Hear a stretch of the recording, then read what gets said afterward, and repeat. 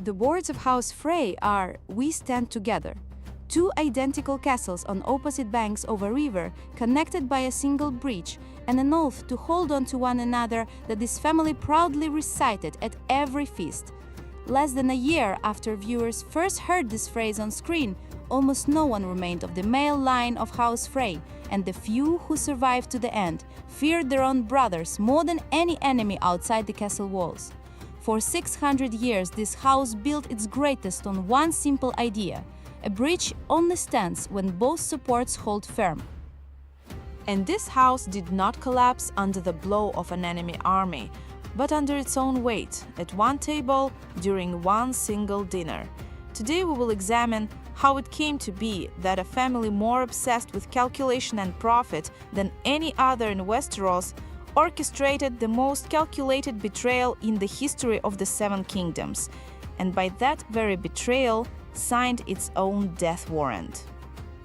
To briefly recap what even a casual viewer remembers, the picture is simple. The Freys are the family from the Red Wedding, the very ones who slaughtered Robb Stark and his mother right at their own feast. It's old Walder, married dozens of times with a horde of children, half of whom bear his own name. It's the bridge that everyone is forced to cross and the toll that everyone is forced to pay. For most, knowledge ends there, and this is exactly the case where the storefront hides far more than it shows. Finally, the true essence of House Frey is not in cruelty, or even in betrayal as such.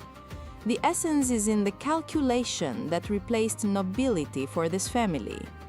The Starks have thousands of years and the legend of the King of Winter behind them. The Lannisters have gold mines and a reputation that is feared even without an army. The Freys have 600 years, which by Westerosi standards is practically infancy, and their only capital was earned not by the blood of ancestors, but by a bridge across a river. Money can be accumulated in a single generation. Respect cannot be bought so quickly, and the Freys knew this better than anyone, because they tried to buy it again and again, marriage after marriage, child after child. The house sigil speaks to this more eloquently than any chronicle. Two great towers connected by a bridge on a pale field. A construction in which one support simply has no meaning without the other. The official family motto shown in this series is "We stand together," and on paper it is a beautiful metaphor. The bridge holds as long as both sides hold firm. The books, by the way, never once mentioned these words directly. Martin held them back until the final hour of the on-screen story. But the text contains something more biting. Catelyn Stark, while a guest of Walder, mentally notes that a much more honest motto for this family would not be "We stand together," but more pride than honor. In light of everything that happens later, this remark sounds not like an insult, but like a diagnosis made several books ahead of schedule. Take the habit of naming their children. Walder Frey sired 22 legitimate sons and 7 legitimate daughters, not counting bastards, not counting grandchildren and great-grandchildren, who already number over 100. With such a number of heirs, it is almost impossible to be noticed in any way other than through flattery, which is why a good half of the male Freys bear the name Walder and the females Walder, in the naive hope of one day receiving a little more of the old man's attention than their brothers and sisters with more modest names. One of the younger grandsons is even listed in the family records as 46 in line for the inheritance, and this is not a screenwriter's joke, but the direct arithmetic of a huge house where an individual means less than a serial number. Запомните этот принцип – расчет вместо доверия. Оно объясняет и мост, оно объясняет герб, оно объясняет имена детей, и оно, доведенное до предела, объяснит самое ужасное преступление этой семьи. Но прежде чем мы дойдем до этого вечера, стоит понять, откуда взялась эта семья вообще и почему на протяжении многих поколений до Красной свадьбы соседи смотрели на Фреев одинаково, с уважением к деньгам и с презрением ко всему остальному. The story begins with one man and one idea that seemed insane to his contemporaries. 600 years ago, counting from the time of Robb Stark, a certain Frey received lands and the title of Lord in the Riverlands and decided to build a bridge across the Green Fork, one of the branches of the Trident. The bridge was to connect both banks of the river at the only convenient crossing point for miles around. The founder himself did not live to see the construction finished, and the honor of completing the task fell to his grandson, who placed wooden fortresses on both banks, later rebuilt in stone and renamed the Twins. С того момента семью Фреев принадлежало то, чего не было у ни одной речной семьи. Контроль над единственной дорогой, которую нельзя было обойти стороной. The toll for crossing turned backwater lords into some of the wealthiest people in the Riverlands in less than a couple of generations. Formerly, the Freys remained vassals of House Tully, who had ruled the Trident since Aegon's conquest, and in that sense, they were never a great house in the strict understanding of the title, no matter what later mocking nicknames suggested. In fact, their army and gold soon surpassed the army and gold of their own liege lords, which turns the Freys' oath of fealty into a polite formality rather than a real hierarchy. Even at the moment of the conquest of Westeros by dragons, the family managed to show the character that would later become its calling card. Книги утверждают, что Фрейи присоединились к Эйгону Завоевателю, когда он приблизился к Харренхоллу, приняв сторону очевидного победителя даже раньше, чем закончилась война. Короткометражный фильм «Хаус и Фрей» из сериала рассказывает это иначе. Якобы предки отсиживались за стенами замка, пока остальные речные лорды восставали против железнорожденных, думая только о своей шкуре. Версии расходятся в деталях, но сходятся в главном. С самого первого исторического упоминания Фреи ставили на того, кто победит, а не на того, кто прав. A century or so later, the family would receive its first truly painful lesson that money does not buy respect. During the war, later called the Dance of the Dragons, the Targaryens split into two warring camps, and House Frey bet on the Blacks, the supporters of Queen Rhaenyra. Young Forrest Frey, the head of the family, asked for Rhaenyra's own hand and received in response not even a refusal, but a mockery. Behind his back, he was nicknamed the Fool Frey, as if the very idea of an ancient house marrying into the heir to the throne was absurd by definition. Forrest died in the battle by the lakeshore, fighting for the very cause that had rejected his marital ambitions. And his wife, Sebitha, continued to lead the Freys down the same path until the very end of the war. After the victory of the Blacks, 600 soldiers of House Frey set off to the Vale of Arryn to support an ally, proving with deeds what they could not achieve with a single marriage proposal. About a century and a half after the Dance of the Dragons, if one believes the prequel series about the times preceding the main events of the saga, the Freys were again at the center of high politics. A Targaryen heir sought not a bride in the twins, but an army ready to fight for his mother's right to the throne, and offered as a reward the castle of Harrenhal, once the largest in the Seven Kingdoms, and still shrouded in the bad reputation of a cursed place. The Frey family provided their army without long hesitation. A century or more later, when it is not a dragon heir, but the king in the north who comes to the twins for help, the deal will look strangely familiar. Again, a huge army, again, a readiness to sell swords to whoever pays more, and again, a price set not in gold, but in kinship. Centuries change, kings change, but the Freys every time present the same bill for their bridge and their loyalty. Even by the era of the Hedge Knights, long before Walder's birth, the banner of House Frey was already recognized at major tournaments, and one of the Frey brides married a lord of sufficient standing that her wedding was celebrated with a tournament at White Walls, a castle whose history is itself full of mysteries and failed conspiracies. At the Ashford tournament, this same banner was recognized by Duncan the Tall himself, which means that even among hedge knights and the petty nobility, the family name had long become recognizable, even if not always in a flattering sense. Wherever the fate of the major players of Westerosi politics led, the Freys were always somewhere nearby, not at the center of events, but on the sidelines, with sword at the ready and a calculation a couple of steps ahead of the rest.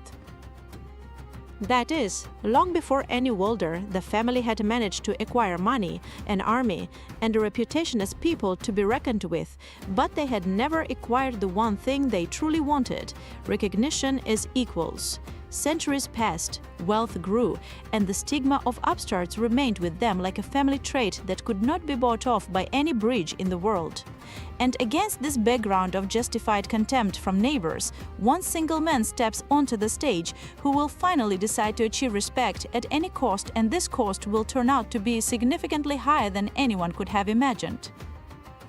This man's name was Walder Frey, and his first serious chance to make a name for himself presented itself during Robert Baratheon's rebellion against the Targaryens. Walder's father-in-law, Lord Hoster Tully, raised his banners for the rebels and expected his vassal to bring his troops to the Trident, where the fate of the entire rebellion was being decided.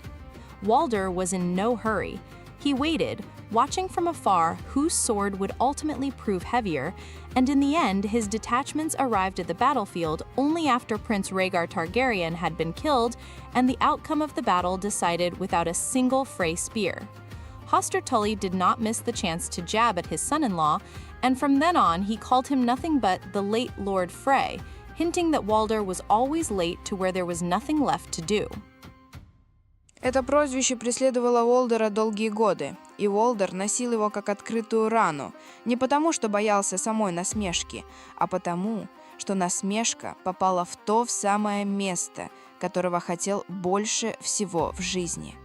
Уважение, заработанное не деньгами, а действием, признанным вовремя. The second chance presented itself almost 2 decades later, when the North rebelled against the Iron Throne, and young Robb Stark, declared king in the North, led his troops south through lands controlled by none other than Walder Frey. Without the bridge across the Twins, the Stark army risked being stuck on the wrong bank of the river for weeks, if not months. The old lord played this card almost perfectly. He demanded not gold, but kinship. The marriage of one of his children to Robb himself, or to one of his inner circle. The very recognition as equals that the family had been seeking for generations. Robb agreed, and the Freys placed thousands of swords and horses under his banners. Стив Рон Фрей, старший сын Фреев и наследник, воспитанный своим отцом на старомодной вере, что кровь – это кровь, честно сражался в этой кампании и погиб от ран, полученных в битве при Окс-Кроссе, так и не увидев, как обернется этот союз, за который он заплатил собственной жизнью. Part of the deal concerned not just weapons, but children.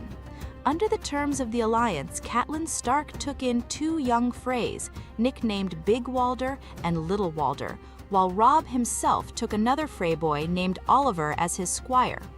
Big and Little Walder quickly befriended the youngest Stark son, Rickon, at Winterfell, and even survived the staged execution of the Miller's boys, whom Theon Greyjoy passed off as the murdered Stark heirs to cover up their actual escape. A common detail in wartime, hostages on both sides of a deal, children used as a guarantee in case the adults break their word. None of them suspected then that the adults would be the first to break it, and from an entirely different side at that. With Stevron's death, there was no one left in House Frey who truly believed in the pact as anything more than a line in a contract. The inheritance passed to his son Ryman, a man whom even his allies described without any sympathy, a drunkard, a coward, and a fool, to paraphrase the direct and rather biting assessment Jaime Lannister would give him later under very different circumstances. And it is here that Robb Stark commits an act his men would consider a matter of honor, but the Freys would perceive as the last in a long series of slights. Instead of the promised Frey bride, the king marries Jane Westerling, a girl whose reputation he had inadvertently compromised and felt it his duty to protect through marriage. С точки зрения личной морали, принятое решение почти безупречно. Но с точки зрения политики речных земель, оно означало одно – Фрейи вновь лишились единственного, что не удалось купить золотом – признание себя равными благодаря браку с королевской кровью. While Walder played high-stakes politics, dozens of less significant Freys perished and were lost in the whirlpool of war, almost unnoticed by the chronicles. Sir Cleos Frey, one of the Old Lord's numerous nephews, died in a random skirmish while escorting the captive Jaime Lannister to the capital, and even his death remained in history only as a footnote to someone else's story.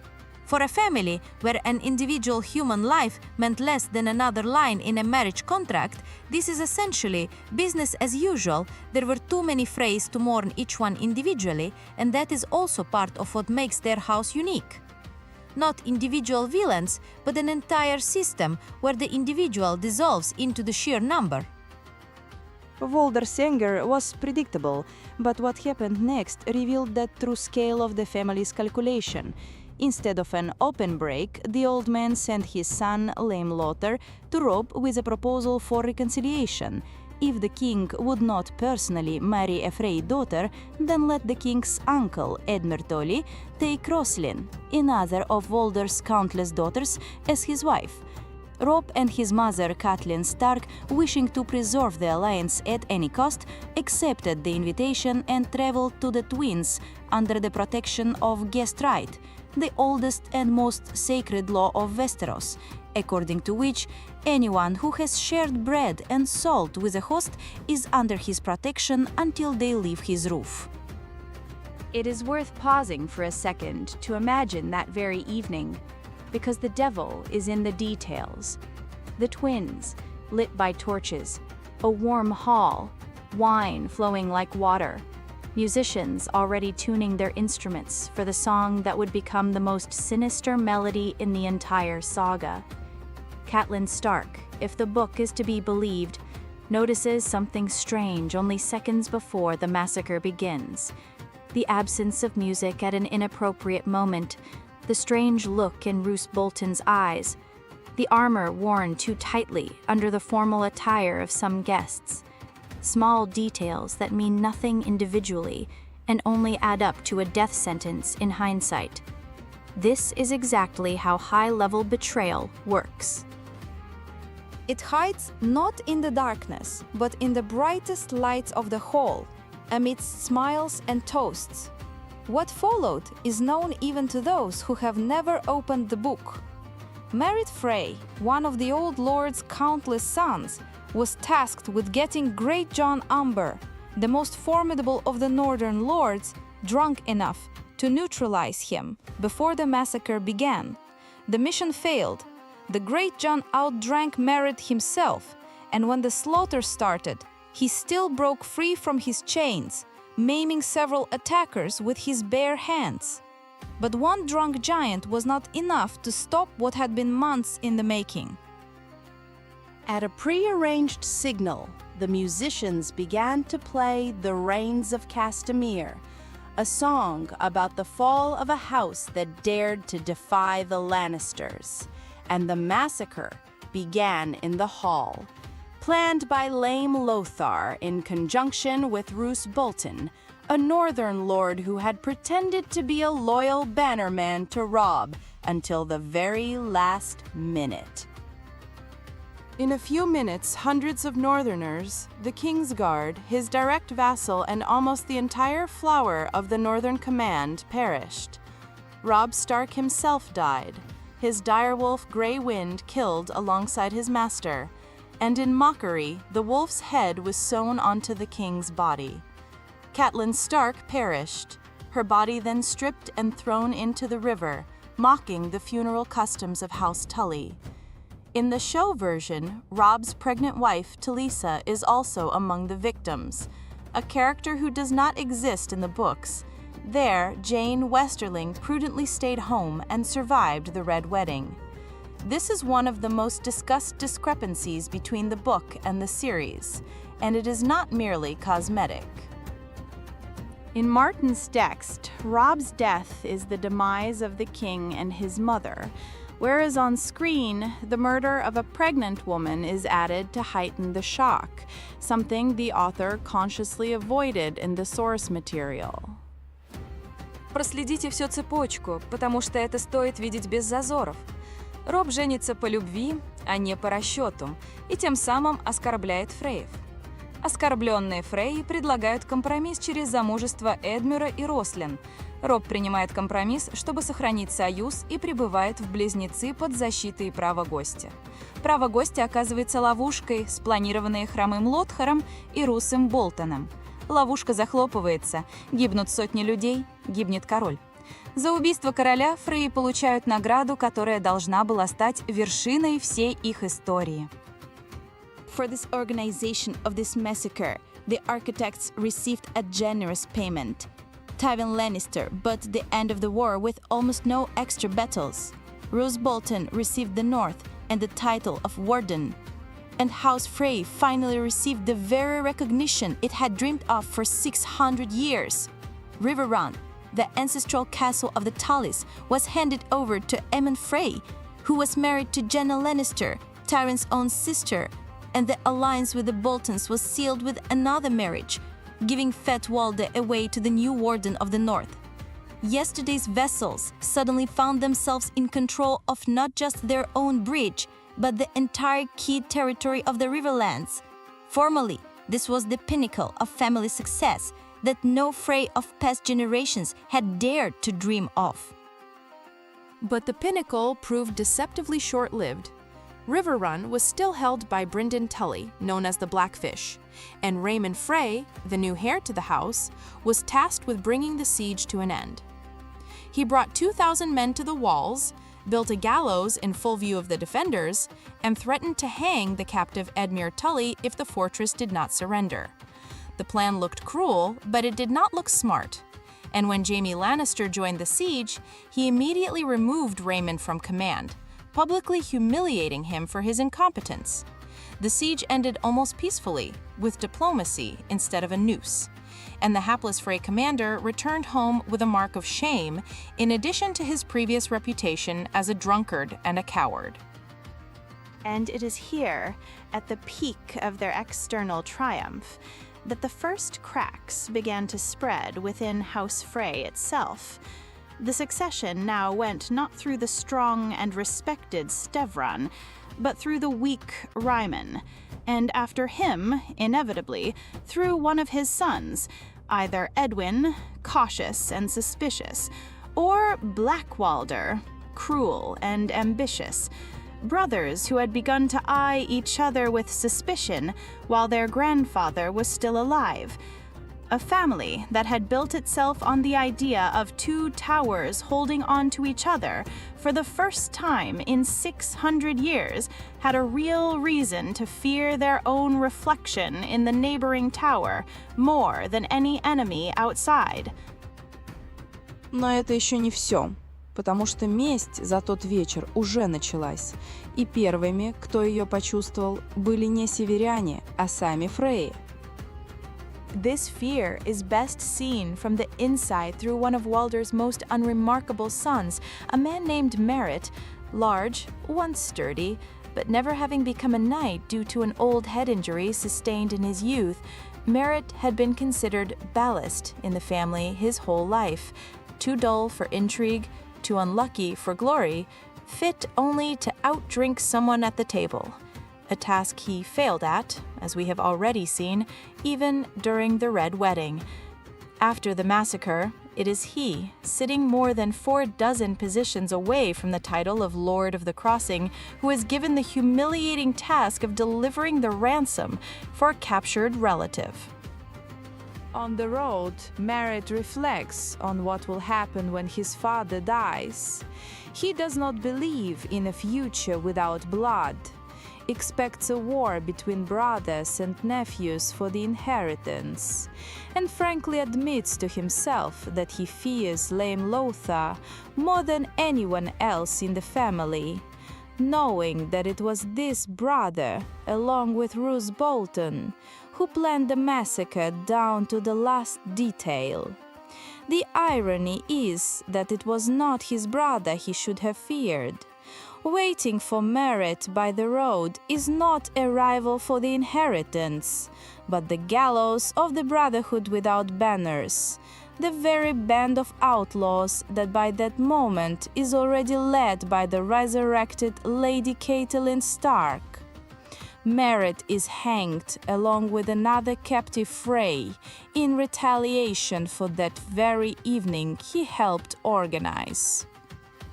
The Freys begin to be killed one by one, and not only thanks to the resurrected Avenger from the Riverlands.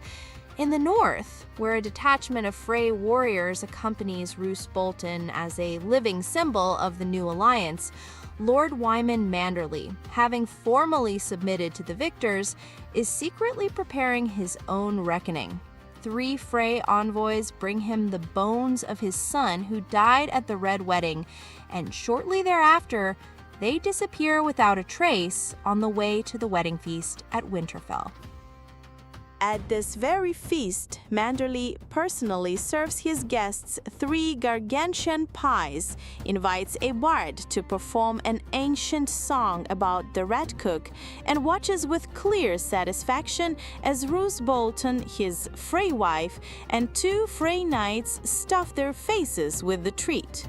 The book's text never states this outright, leaving it at the level of a hint, but the hint is so dense that the vast majority of readers and even some literary analysis perceive it as fact rather than theory. 3 missing Freys became the filling for the pie that their own kin were fed at the wedding. The formality here is a work of art in its own right. Before parting, Manderley bestowed farewell gifts upon his guests, and according to the laws of hospitality, it is the exchange of such gifts that officially ends the guest right. He could kill them then, not as a host violating a sacred law, but simply as an avenger who waited until the law stopped protecting his victim. Raymond soon will be hanged by the same Brotherhood without banners, and the inheritance will pass to his son, Edwin, who almost immediately suspects his own brother, Black Walder, of involvement in both deaths in a row, his father's and his grandfather's. This suspicion is most likely erroneous. Both Stavron and Raymond died for reasons unrelated to internal intrigues. But the very fact that Edwin is capable of seriously suspecting his own brother of double murder without a shred of evidence speaks to the climate within the house far more eloquently than any direct accusation. If you add to this the mysterious death of Little Walder, the very boy who was once friends with Rickon Stark in Winterfell, and later returned to the north as a squire to Ramsay Bolton, only to be found dead without any clear explanation, the picture becomes alarming. A house that had just reached the pinnacle of its power begins to lose people one by one, and no one finds the culprits because there seem to be too many of them, and they're all keeping their mouths shut. As of the last published book in the saga, Walder Frey is still alive and still holding the twins, but he is no longer a victor basking in his laurels. He is a paranoid man whose clan is bursting at the seams from within faster than any external enemy could have destroyed it. It is worth making an important caveat here regarding the confusion of titles. The next, as yet unpublished novel of the main saga is titled The Winds of Winter, and quite by coincidence, the final episode of the 6th season of the TV series of the same name bears the exact same title. These are 2 different works, and what happens next occurred in only one of them. Because on screen, unlike on the pages of the book, the story of House Frey receives a finale that Martin simply hasn't written yet. In the season 6 finale, Arya Stark, who has spent these years training with the faceless men of Braavos, infiltrates the twins disguised as a servant. She kills Black Walder and Lothar, two of the Old Lord's sons, prepares them as filling for a pie, and serves this pie to Walder himself during a private dinner, openly mocking the form of vengeance that was devised not by the show, but by the book's own tradition of the rat cook.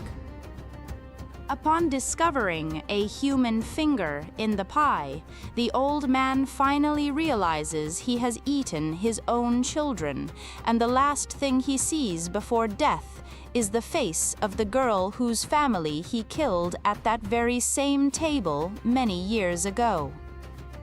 A year later, in the season 7 premiere, the revenge reaches a level that was not in any of the books, and which perhaps was never even planned by Martin in such a form. Arya, using the faceless men's ability to change faces, dons the guise of the late Walder Frey and summons all the men of the house to another feast. She proposes a toast, reminds those gathered in full detail exactly what they are proud of, pours poisoned wine, and forbids the women from touching it. The male line of House Frey perishes in a matter of minutes, entirely, in one stroke, and the girl leaves a short message for the only surviving widow: "Let everyone know that the North remembers, and that winter has come specifically for House Frey." Formally, this is no longer an investigation into the cause of death, but a complete closure of a plotline that the book itself had only begun to hint at through the untold story of Manderley and his pies. The show took the symbol to its literal limit. A house that traded in hospitality as a commodity was wiped off the face of the earth by the very same instrument it once used to trade. It is worth looking at what lies behind this symbol a little more closely, because Martin rarely chooses images by accident. Two towers without a bridge between them are meaningless, and a bridge without both supports simply collapses into the river. Throughout their history, the Freys use this image as an advertisement for family cohesion. But in fact, their unity was always held together not by love or trust, but by fear of one specific old man and his favor. Once that bond was removed, it turned out that the towers had never truly stood together. They were simply standing next to each other, waiting for the moment when they could stop pretending. Martin himself never hid the origin of the Red Wedding idea and spoke about it in interviews more than once. In his own words, the main sources of inspiration were two episodes from Scottish history. The first is the Black Dinner of 1440, when the young Earl of Douglas and his younger brother were invited to a feast at Edinburgh Castle, under guarantees of safe passage, and in the midst of the banquet, servants brought in a dish with the head of a black bull, an ancient symbol of death, after which the brothers were taken out to the courtyard and executed without further ado. The second episode is the Massacre of Glencoe in 1692, where a mirror version of the same crime occurred. The Clan Campbell stayed with the Clan MacDonald for nearly 2 weeks, enjoying their bread and their roof, and then rose in the night and slaughtered their hosts in their own beds. Martin himself admitted that there is simply no point in inventing anything more horrific than real history. The bull's head on a platter was not just a dramatic gesture by the hosts. In the heraldic tradition of the time, a black bull meant a direct death sentence, and when the dish was set before the Earl of Douglas in the middle of the feast, he, if legend is to be believed, immediately understood that this was the last supper of his life. Мартин трансформирует подобный прием практически дословно в сцене Раблия смерти, когда голову его собственного волка, символа всего дома Старков, пришивают к его телу после смерти, превращая родовой герб в намогильное издевательство. Pay attention to this difference between these two sources, because it is important for our topic. In the Black Dinner, the host kills the guests, just as in the Red Wedding. In the massacre of Glencoe, conversely, the guests eventually killed the hosts, taking advantage of their trust and their very roof. Throughout their history, the FREYS managed to experience both versions of this nightmare in turn, first in the role of the ruthless host, and then, much later, in the role of the trusting host who let a disguised killer with a stranger's face under their roof. A certain semblance of historical justice is contained here in the very structure of the plot, not just in its content.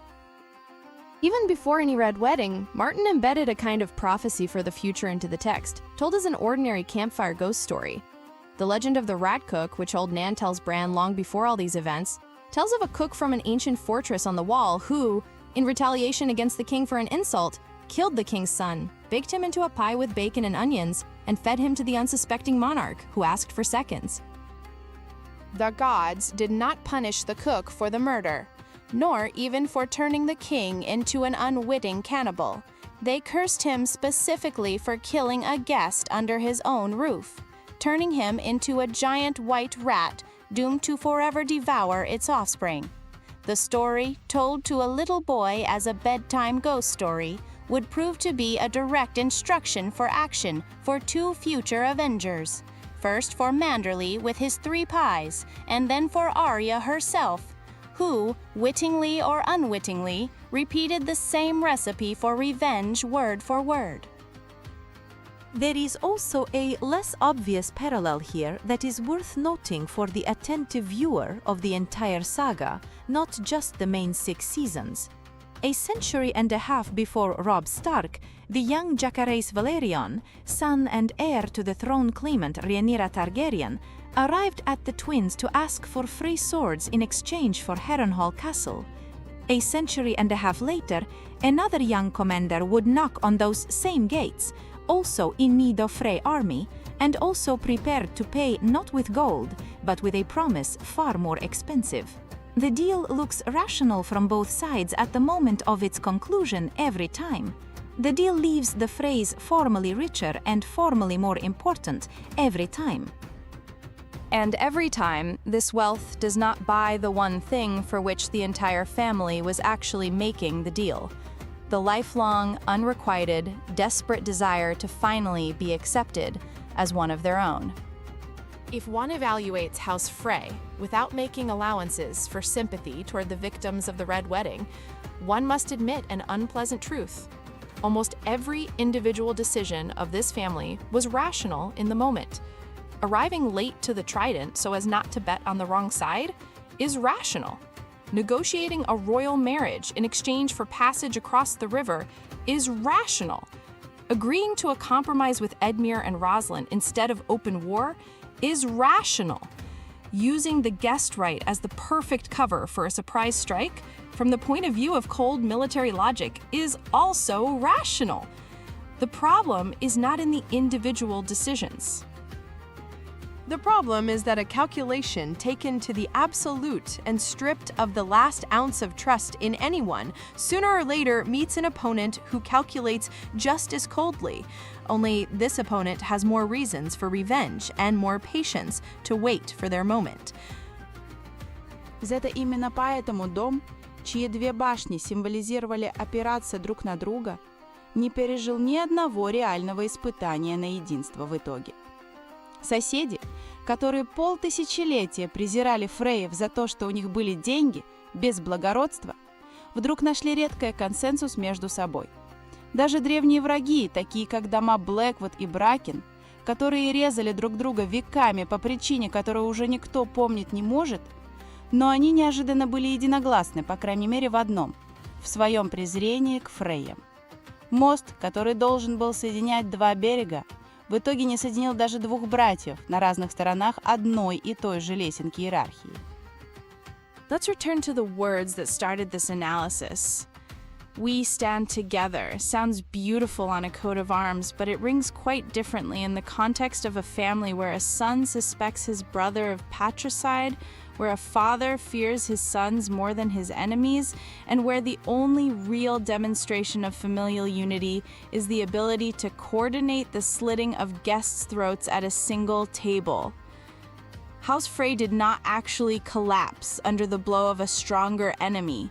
It collapsed exactly like any bridge whose supports have spent years pretending to hold one another up, while each one silently waited for the moment the other would simply disappear. They survived the contempt of every neighbor in Westeros and continued to grow wealthy, to the envy of them all. The only thing they didn't survive was their own betrayal, which came back to them at the very same table where it was born. One more thing must be acknowledged in closing. No other house in Westeros undergoes such a clear cycle from beginning to end, right before the viewer's eyes, from obscure toll collectors to the de facto rulers of an entire region, and then to total oblivion, all in less than a single human lifetime. The Starks lost Winterfell and reclaimed it centuries earlier. The Lannisters have experienced decline and resurgence more than once over their 1,000-plus-year history. It took the Freys only a single generation to travel the entire path from poverty to the summit and back into nothingness. In that sense, their story reads not just as an episode within someone else's saga, but as a separate parable about how quickly everything built solely on fear and cold calculation can crumble. Let me know in the comments what you think was the true death knell for this house. Walder's greed, the weakness of his heirs, or the very idea that loyalty can be bought with a bridge and a few well-placed marriages. And subscribe so you don't miss the next analysis.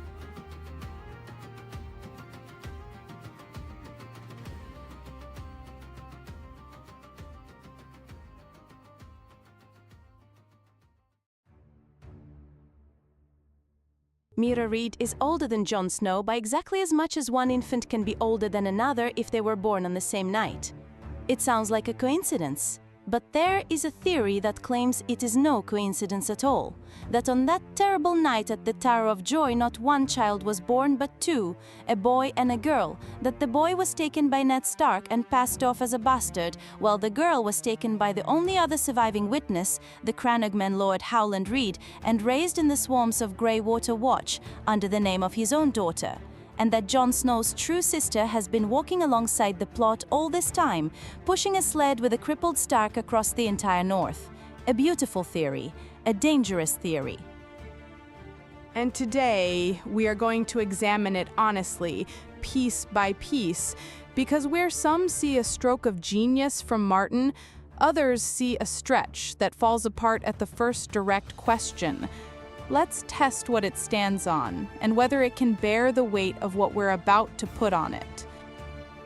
Before we build conjectures, we must firmly establish what we know for certain. And to be honest, we know humiliatingly little. The entire story of the Tower of Joy has reached us not as a scene, but as a fragment. Eddard Stark recalls it in a fever dream while lying wounded in the dungeons of the Red Keep, not as a coherent narrative, but as a dream where faces, words, and sense are all mixed together. It is from this dream that we extract the grains of canon upon which mountains of theories are later built. What we know for sure, at the end of Robert's rebellion, Eddard Stark and 6 companions arrived at a southern tower which they called the Tower of Joy to find his sister Lyanna. At the tower, he was met by 3 knights of the Kingsguard: Sir Arthur Dane, the Sword of the Morning, one of the greatest swordsmen in the history of Westeros, Sir Oswell Went, and the Lord Commander, Sir Gerald Hightower, nicknamed the White Bull. The very fact that the 3 best knights in the kingdom were assigned to guard not the king, not the heir, but some tower on the edge of a desert said everything. They were guarding something more precious than the king, and Eddard understood that. A fight ensued. Of the 13 men who met at that tower, only 2 remained alive. Эддард Старк и его друг болотного лорд Хауленд Рид. Это канон, об этом написано прямым текстом. И примите данную деталь заранее. Уцелело ровно 2 свидетелей, которые видели то, что произошло наверху башни. Один из них умрет на плахе под экскурсионером в Королевской гавани. Второй удалится в болото и будет молчать 20 лет.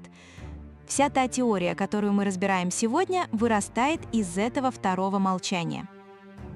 And this is where the reason for the theory's existence begins. Ned climbs the tower and finds Lyanna dying. A semi-canon source, specifically the world described by Martin himself in supplementary materials, adds a detail. The room smelled of blood and roses. Lyanna made her brother promise something and then she died. Ned held her hand and Howland Reed pried his fingers from her dead palm. And that's it. Curtain. Martin has never, not in a single line, described exactly what Ned saw in that room. We don't know if there was an infant there. We are inferring it. For many years, the main mystery was the promise itself. What did Lyanna ask of her brother? The show answered this question almost directly, and book readers have long since solved the famous equation: R plus L equals J.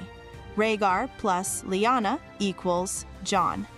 The secret son of the crowned prince and a northern she-wolf, hidden by Ned under the mask of his own sin, so that Robert Baratheon, who fiercely hated everything that bore the Targaryen name, would not crush the infant in his cradle.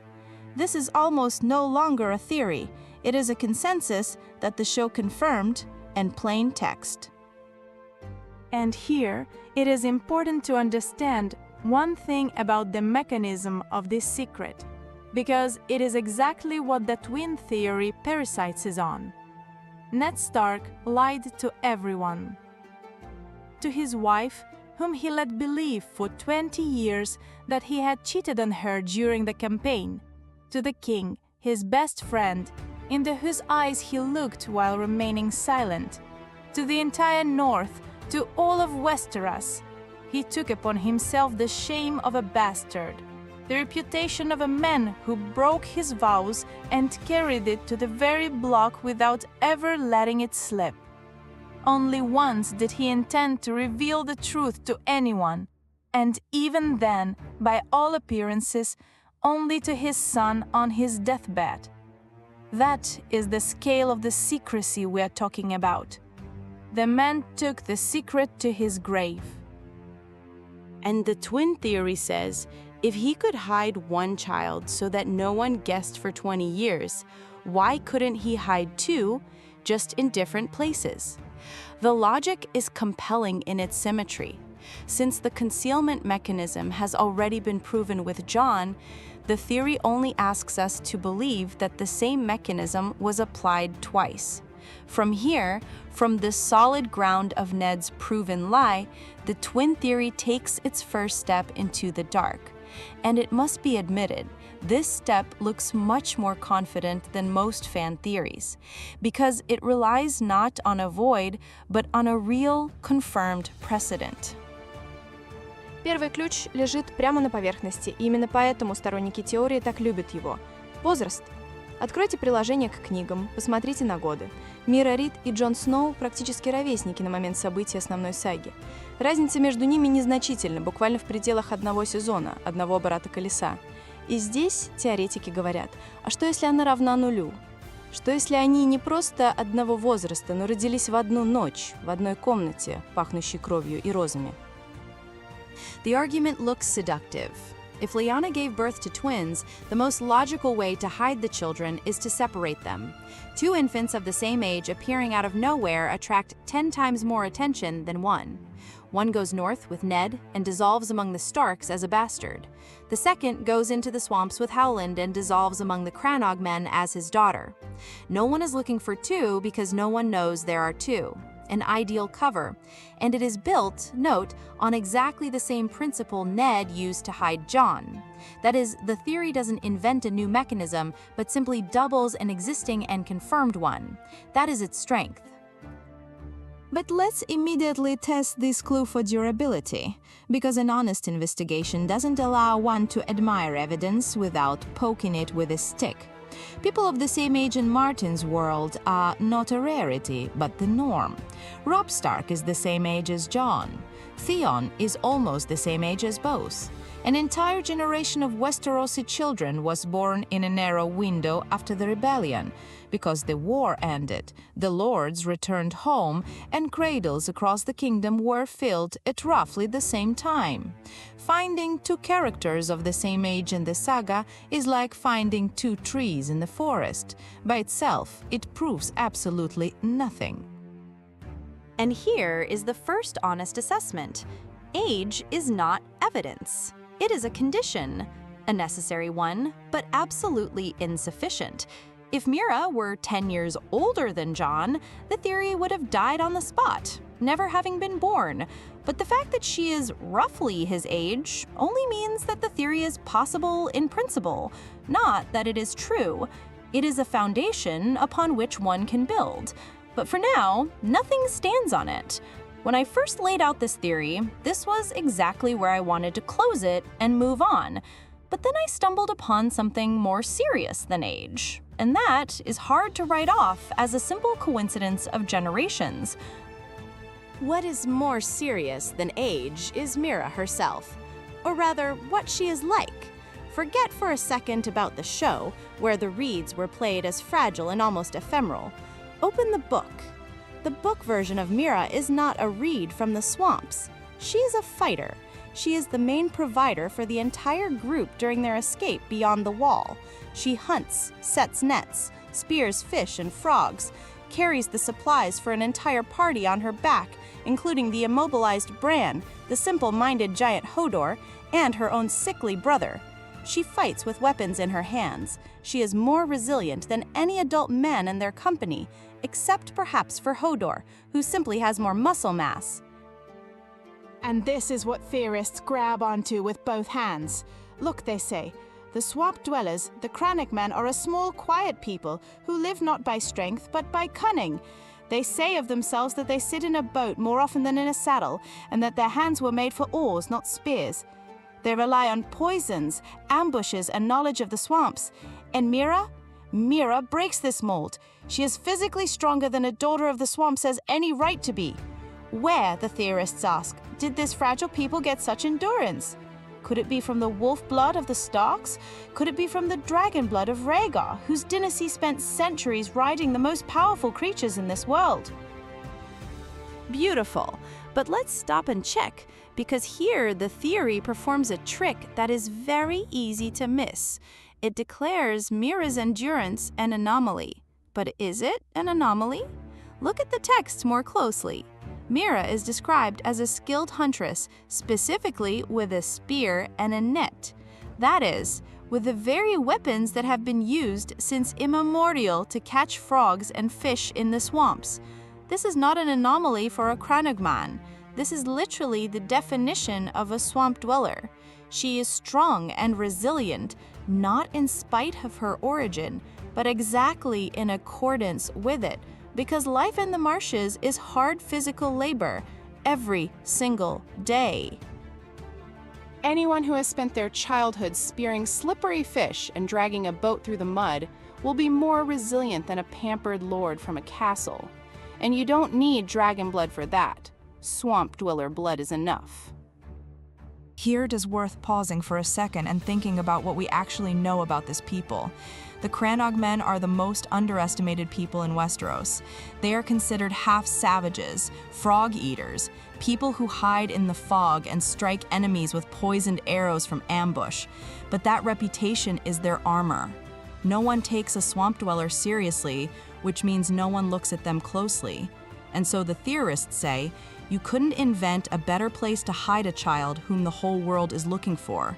Not in a shining castle where every guest examines the faces of the heirs, but in the fog, among a people no one looks at twice. In this, I admit, there is a certain grim logic. If you want to hide a dragon, hide it where no one will look for a dragon, in the mud. But the logic of a convenient hiding place is not yet proof that someone is hidden there. An empty shed where it would be convenient to hide a treasure doesn't become a shed with a treasure just because of that. And the theory ends up right back where it started. It shows that twins are possible, but it does not show that twins exist. And here is an honest assessment of the second clue. It's prettier than the first, but it's just as full of holes.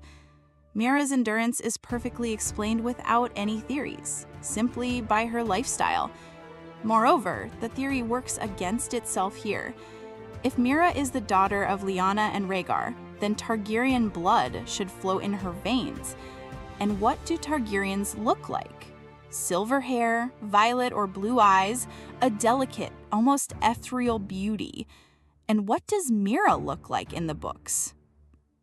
Green eyes, brown hair, no silver, no violet, not a single Valyrian hint. And honestly, for this theory, that is a much bigger problem than any amount of endurance. Remember this point about her eyes. We will come back to it, and then it will strike the entire structure with unexpected force. Let's go deeper. The next clue is more subtle and clever than the previous ones, because it is built not on Mira herself, but on the man who raised her, on the silence of Howland Reed. And here the theory suddenly becomes truly interesting, because Howland's silence is indeed one of the greatest unsolved mysteries of the entire saga. Look, Howland Reed is the only living witness to what happened at the Tower of Joy. The only person who saw with his own eyes how Lyanna died, what was in that room, and what promise was made. Ned is dead. All 3 knights of the Kingsguard are dead. Lyanna is dead. Only Howland remains. And this man, throughout all the years of the saga, has never once appeared on stage in person. He sits perpetually in his Grey Water Watch, a floating castle that is impossible to find on a map, because it literally moves through the swamps. He doesn't come to court. He doesn't participate in the war openly. He sends his children in his stead. It's as if he intentionally hid from the whole world along with what he knows. Theorists ask, why? Why does the man who holds the greatest secret of the North hide so carefully? And they offer an answer. Because he is hiding not just a secret, but living proof of that secret, Lyanna's daughter. If Mira is the last child of the dragon hidden in the swamps, then Howland's behavior gains a chilling logic. He cannot allow anyone to look at his daughter too closely. He keeps her and himself away from prying eyes. And when he finally has to send his children into the world, he sends them where there is the least chance that someone will recognize the features of the fallen she-wolf or the dead prince in the girl. To the north, beyond the wall, to the very edge of the world. Stop. A stress test, and a tough one this time. Howland's silence has a dozen explanations that don't require any twins at all. The first, and most important, he is keeping Jon's secret. That alone is enough to hide for a lifetime. Howland knows that Rhaegar's son is alive and growing up in the north. He knows something for which Robert Baratheon would have burned half the kingdom. Of course such a man would sit quietly in impassable swamps and not draw attention to himself at court. He doesn't need a second secret to behave exactly this way. The first one is enough. The second explanation is even simpler. Howland Reed is the leader of a people who generally keep to themselves, apart from rest of Westeros. The Cronog men don't get involved in high politics, don't go to tournaments and elbow their way to a place at the throne. Their lord sitting perpetually in his swamp is not a mystery, it is the norm for his people. And third, Martin is simply saving Howland. He is the only living witness to the Tower of Joy, and keeping him off screen until the right moment is elementary dramaturgy. A witness who speaks at the finale is worth more than a witness who blabbered in the middle. An honest assessment. Howland's silence is the most powerful emotional hook of the theory because it is real, it is mysterious, and it is unsettling. But that is precisely why it is the most dangerous. We look at the void, at the absence, at what is not in the text, and we fill that void with what we want to see there. And silence is the perfect canvas. You can paint anything on it. Twins, a conspiracy, a hidden princess, anything. And that is the main trap. A theory that relies on what the author hasn't said is a theory that cannot be proven or disproven. Which means, as a piece of evidence, Howland's silence must be taken with extreme caution.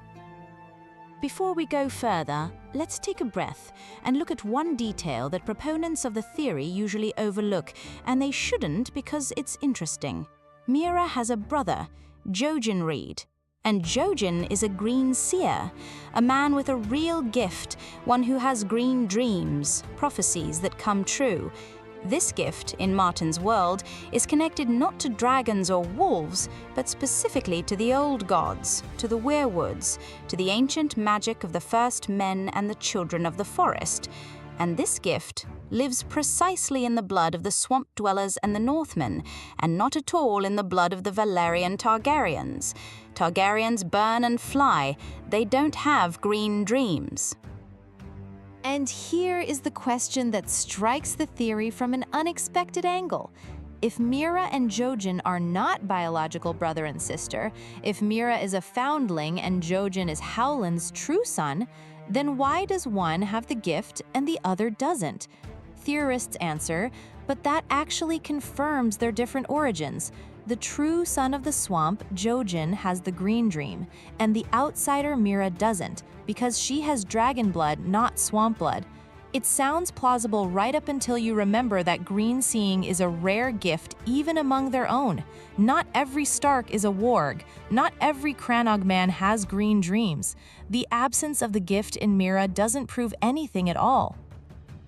Thousands of swamp dwellers lack it, and that doesn't make them foundlings. So this detail, while beautiful, works in both directions at once, which means it doesn't really work in either. It doesn't confirm the theory, and it doesn't bury it.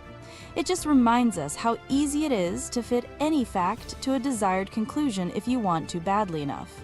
But wait, because next comes an argument that strikes not at emotions, but at the very mechanics of how Martin builds his books, and this one is much more serious. This argument is often called the ironclad one, and it has grounds to be called that. It goes like this. Martin doesn't introduce characters just because. Every more or less noticeable face in his books has a function, a plot burden, a reason to exist. Martin is known for setting up guns that are guaranteed to fire, even if it takes 3 volumes. And so theorists ask an uncomfortable question. What is Mira Reed's function exactly? Let's be honest, the question hits the mark. If you look at Mira's role soberly, it looks suspiciously utilitarian. She is a guide, she's a nursemaid, she's Bran's bodyguard. She drags him through half of the book to the north, delivers him to the three-eyed crow, and after that effectively disappears from the narrative. In the show, they sent her home with a dry and almost cruel farewell, where Bran, having become something non-human, finds not a single warm word for her save for gratitude. She gave everything, lost her brother, and received a formal thank you. Viewers were outraged precisely because they intuitively felt that is not how you end the story of an important character. That is how you end the story of a function that has finished its job. And theorists say exactly. Too much is invested in a character who has too small an explicit role. Martin wouldn't have written a girl with a frog spear in such detail, given her character's strength and loyalty, if she didn't have a hidden purpose. And what purpose is the most spectacular? She's Jon's sister, the third head of the dragon. After all, there is an old prophecy that the dragon has 3 heads, that the Targaryens need 3 riders to win: Daenerys, Jon, and someone third. Fans have been guessing for decades who the third is, and the theory puts Mira in that spot, the hidden sister whose true role will be revealed in the finale, which we haven't seen in the books yet. And now, let's check this ironclad argument for us, because it's there. First, the premise that Mira has a small role is only true if you look at her as a combat unit, but Martin has plenty of characters whose function is purely human, not plot explosive. Mira is loyalty in its purest form. She is a contrast. Next to her, the path of Bran from a boy into something cold and non-human is visible especially clearly. She is needed so that the transformation of Bran into the three-eyed crow has a witness with a living, warm human heart. That is a huge function. It's just not about swords or thrones. A second, the idea of the third head of the dragon in the books is much less unambiguous than fans think. Martin never promised that the three heads are literally three relatives, riders. It could be a metaphor, it could be about an alliance of three houses, or it could be about something completely different from what the theorists think. Building Mira's blood relation on a prophecy that hasn't even been properly deciphered is building a guess upon a guess. A tower of assumptions where every next floor rests on the air beneath the previous one. And here is an honest assessment of this block, the strongest in the theory's arsenal. Yes, Mira's role in the books is less obvious than it should be for a character of her caliber. That is true, and it is a legitimate reason to scratch your head. But this lack of clarity can be explained in two ways. First, she is Jon's secret sister with an unfired gun. Second, much more boring and much more likely, her main arc simply hasn't been written yet because Martin hasn't finished the books.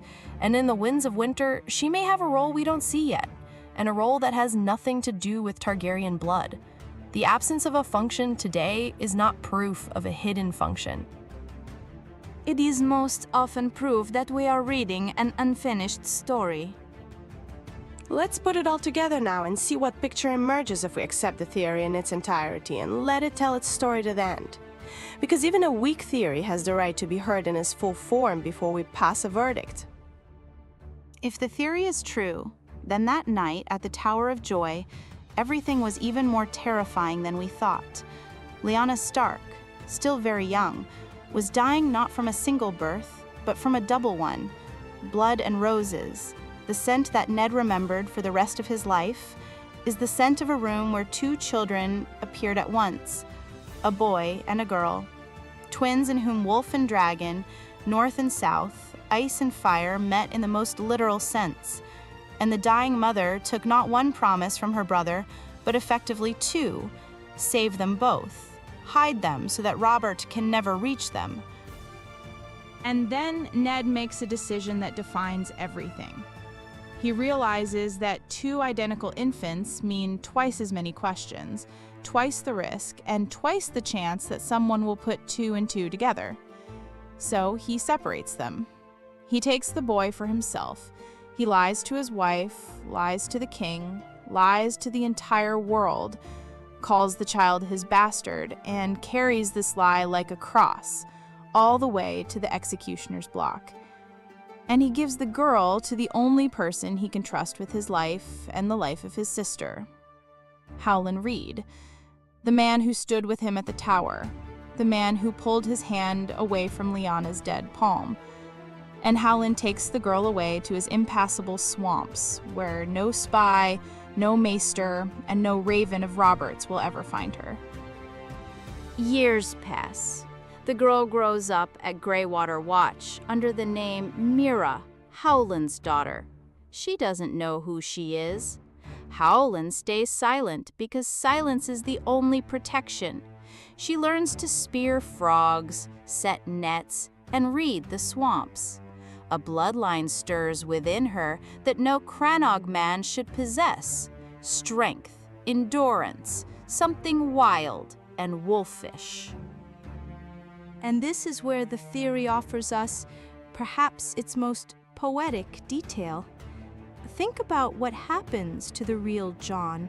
He grows up in Winterfell as a stranger among his own, a bastard who is tolerated but never acknowledged, a boy who has brothers and sisters, but none of them share his shame, his loneliness, or his eternal place at the side of the family table. Now imagine that somewhere on the other end of the north, In the midst of the swamps, his mirror image is growing up. A girl who also has a family that loves her, but who also, without knowing it, lives under a false name and a false destiny. Two shards of one broken night, carried so far apart that they will never feel each other's presence. If this is true, then John's loneliness ceases to be just his own. It becomes shared, split in two, and because of that, doubly bitter. And then her brother by legend, the Greenseer Jojen Reed, leads her north to Bran. And here the theory makes its boldest move. It says, this is no coincidence. Fate itself, the very blood, is pulling the lost daughter of the dragon back to the Starks, to her true nest, to a blood brother she doesn't even recognize when their paths cross somewhere in the snow. She returns home without knowing it is home. She protects Bran, her cousin, without knowing she is protecting her own kin. And in this blind, unconscious return, the theory sees the hand of Martin himself, supposedly guiding his secret piece back to the finale, where everything is meant to be revealed. And if this is true, then the finale we saw takes on a completely different flavor. Mira, silently walking away from Bran, having received a cold thank you and nothing more, is not just a slighted secondary character. She is the unrecognized daughter of Lyanna, who is being cast into the unknown for a second time, never having been told who she truly is. The secret that Ned took to the block and Howland buried in the swamps remains unsolved even for the one it concerns the most. And in this, let's be honest, there would be a monstrous, purely Martinesque bitterness. That is the story the theory tells. Beautiful, tragic, and almost certainly untrue. Because now it is time to pit it against the heaviest evidence we have. Let's start with the detail I asked you to remember, the eyes. If Mira is the daughter of Rhaegar Targaryen, the blood of ancient Valyria flows in her, blood that for centuries produced the same recognizable appearance: silver hair, violet or blue eyes. Yes, in the later generations, the Targaryens began to lose this trait. The Mad King's eyes are described differently, and in his grandchildren, the color drifted toward green-blue. But here's the thing. Jon Snow, the other half of this supposed set of twins, was given no hint of Valyrian appearance by Martin at all. He is dark, long-faced, the spitting image of a Stark. All his mother, all Northern blood. And theorists say, well, that just means Mira could have inherited the northern traits rather than the southern ones. Logical. But then the second piece of evidence, her superhuman endurance from dragon blood, falls apart. You cannot simultaneously argue that the dragon in Mira is so strong that it makes her super resilient, and that the dragon in her is so weak that it left no trace on her appearance. The theory is arguing with itself here. Mao for the second blow, and it is heavier than the first. Mira has a mother, a canonical, named, existing mother. Her name is Gianna Reed. She is a swampy dweller, Hallin's wife, and the mother of both his children, Mira and Jojen. This isn't speculation, it's the text. So, for the theory to survive, it is forced to declare Gianna either a lie, a cover, or non-existent. But why would Martin write in a name and origin for the Reed's mother if Mira is a foundling? Every detail the author adds to support the ordinary, boring version is a nail in the theory's coffin, and Gianna is a big nail. The third blow is the simplest and the most lethal. In all the books, across all the thousands of pages, there is not a single direct textual hint that Lyanna gave birth to twins. Not one. The promise that Ned remembers, grammatically and in meaning, always concerns protection, a secret, something singular. Eddard's fever dream about the Tower of Joy is the most studied, most reread piece of the entire saga. Fans have examined every word under a microscope, and no one has found a second infant there. It simply isn't there. The entire twin theory hangs on Howland's silence, and that silence, as we have already established, is explained by a dozen other reasons, none of which require a hidden princess. And here, we must speak about the author's perspective. Does such a twist fit Martin's style?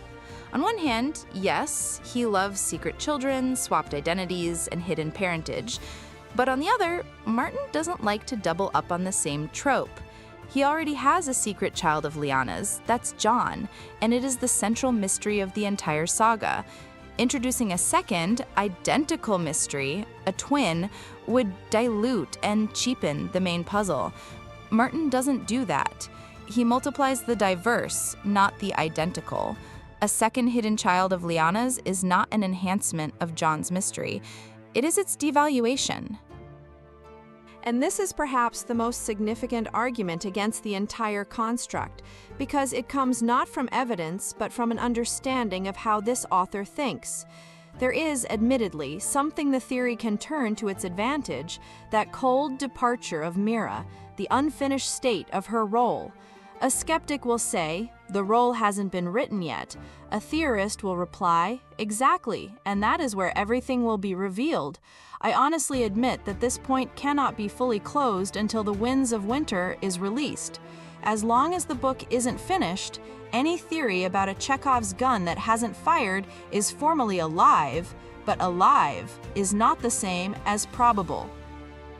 It is worth mentioning the show since we brought it up. The show ended and no twin sister appeared in it. Mira was sent home and her arc ended there forever. The actress who played her made it clear, even before the final seasons, that she didn't expect to return, effectively putting an end to this version as far as the screen is concerned. Yes, the show and the books are different things, and the book finale may still surprise us. But usually, when an adaptation quietly buries a fan theory, it is an indirect signal that there was no place prepared for it in the source material either. The showrunners knew the general outlines of Martin's finale, and John's sister was not in those outlines. And having weighed everything, I am forced to put this theory on the bottom shelf. Beautiful, but improbable. It belongs to the category where almost all the evidence, upon closer inspection, is explained more simply, and the only truly alive hook, the ambiguity of Mira's role, will most likely be resolved by something that has nothing to do with dragon blood. So what is the conclusion? Does Jon Snow have a twin sister hidden in the swamps of Greywater Watch? Almost certainly not. And I say this not because the theory is stupid, but because it lost a fair fight on points. The age turned out to be just a condition, not evidence. Mira's endurance was explained by her swamp life and furthermore contradicted itself due to the lack of Valyrian features. Howland's silence, the most beautiful hook, turned out to be a blank canvas upon which everyone draws what they want to see. And the ironclad argument about Martin's economy of characters rusted against a simple thought: we are reading an unfinished book, and the absence of a role today is not proof of a hidden role tomorrow. Плюс каноническая мать Джоанна. Плюс полное отсутствие хотя бы одного намека на близнецов в тексте. Плюс тот факт, что Мартин не дублирует свои главные загадки. And yet, don't rush to close the tab in disappointment, because this theory is valuable not for whether it is true or not, but for what it shows. It shows how our desire to complete a story is structured. Martin left a hole in the Tower of Joy, a darkness, a room he never let us into, and we, the readers, cannot stand the void. We fill this darkness with our own figures, our own twins, our own hidden princesses, because the thought that there might not have been anything there but one dying girl and one crying infant is unbearable to us. The theory about Jon's sister is not so much about Mira Reed. It is about us. It is about how much we want the lonely bastard at the edge of the world to have kin somewhere, a mirror, a second half who is also lost and also doesn't know who they are. Remember where we started. Mira is older than Jon by exactly as much as one infant can be older than another born on the same night. We have gone through the whole chain and now know this gap is most likely just a gap, the ordinary age difference between two children of the same generation, of which there are hundreds in Westeros. But do you know what is most Martinesque about this story? That it is impossible to prove otherwise until the final books are released. The door to that room is still closed, and until the author opens it, Jon Snow's sister will exist in exactly one place, not in the swamps of Greywater Watch, but in the head of everyone who wants too badly for him not to be alone. And what do you think? Did the theory hold up, or did it crumble under the weight of the counter-arguments? Maybe I missed a clue that changes everything. Write in the comments whose side are you on, and subscribe so you don't miss the next breakdown.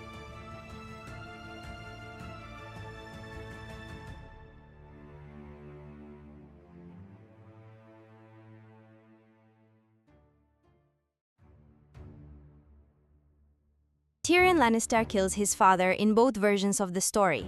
The same crossbow, the same privy, and almost the same final words from Tywin. But then a divergence begins, one that many still consider a minor adaptation detail. In the show, after that shot, Tyrion recovers in about half a season, returns to cracking jokes, drinking in style, and transforms into the Queen's wise advisor. In the books, after that same shot, he falls into such darkness that he stops understanding who he has become.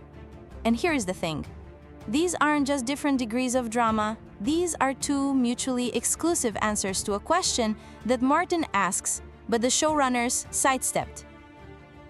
Can one forgive oneself for patricide if, deep down, it doesn't pass without a trace? For quite a long time, I thought that the book and show versions of Tyrion diverged simply in tone, like the book is darker, the show is lighter, a typical adaptation story. Then I sat down and broke both arcs down by step, scene by scene, and realized it wasn't about the tone.